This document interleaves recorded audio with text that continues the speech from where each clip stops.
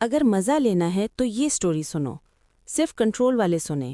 آپ ہمارے چینل کو لائک، شیئر اینڈ سبسکرائب کریں تاکہ آپ کو ڈیلی بیسس پہ آنے والی ویڈیوز مل سکیں۔ ایک لڑکا جس کا نام ریحان تھا، اس کی عمر 20 سال تھی۔ ریحان کی ہائٹ 5 فٹ 3 انچ تھی۔ اس کے خواب بہت بڑے تھے۔ وہ چاہتا تھا کہ پڑھ لکھ کر ڈاکٹر بنے، اپنے ماں باپ کا سہارا بنے، اور خاص طور پر اپنی بچپن کی دوست عائشہ کے چہرے پر ہمیشہ مسکراہٹ رکھے، کیونکہ عائشہ ریحان کو پیار کرتی تھی اور ریحان عائشہ کو پیار کرتا تھا۔ وہ بڑے ہو کر شادی کرنا چاہتے تھے۔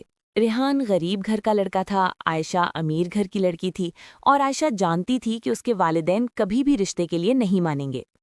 اس کا ریحان کو بھی بخوبی اندازہ تھا، اس لیے وہ چاہتا تھا کہ کامیاب ہو جائے، جبکہ اس کے گھر کے حالات اتنے اچھے نہ تھے۔ عائشہ ہمیشہ ریحان کا حوصلہ بڑھاتی۔ وہ کہتی، زندگی میں حالات کیسے بھی ہوں، ہمت نہیں ہارنی چاہیے۔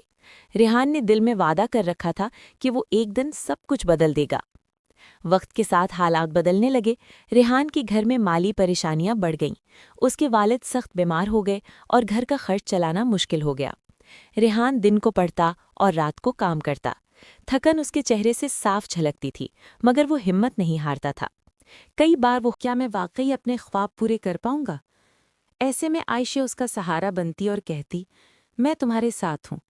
ایسے ہی ایک دن آپس میں پیار کرنے لگ گئے، فل موڈ میں آ گئے دونوں۔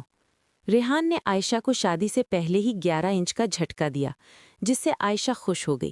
وہ تو پہلے ہی ریحان کو پیار کرتی تھی۔ ریحان کے پاور کو دیکھ کر اور زیادہ ریحان سے پیار کرنے لگ گئی، جس کا ریحان اور عائشہ کے گھر والوں کو علم نہ تھا۔ وہ ہفتے میں 1 یا 2 دفعہ ریحان کے ساتھ ملنے آتی۔ ایسے ہی 11 انچ کا رول لیتے ریحان عائشہ کی چھاتی کو پکڑتا، جو مموں کو چوستا۔ ایسے دن گزرتا ہے کہ عائشہ ایک دن کہتی ہے، اللہ محنت کرنے والوں کو کبھی خالی ہاتھ نہیں لوٹاتا۔ ایک دن ڈاکٹر نے بتایا کہ علاج کے لیے بہت پیسوں کی ضرورت ہے۔ ریحان کے لیے یہ سننا آسان نہیں تھا۔ اس کی آنکھوں میں آنسو تھے، مگر دل میں حوصلہ زندہ تھا۔ رات کو وہ آسمان کی طرف دیکھ کر بولا، میں ہار نہیں مانوں گا، چاہے کچھ بھی ہو جائے۔ عائشہ نے خاموشی سے اس کا ہاتھ تھام لیا۔ وہ ہاتھ اس وقت سب سے بڑی طاقت تھا۔ سالوں کی محنت، قربانی اور صبر کے بعد ریحان کی زندگی میں روشنی آئی۔ اسے اسکالرشپ ملی، پھر ایک اچھی نوکری۔ اس نے اپنے والد کا علاج کروایا اور گھر کے حالات بہتر ہو گئے۔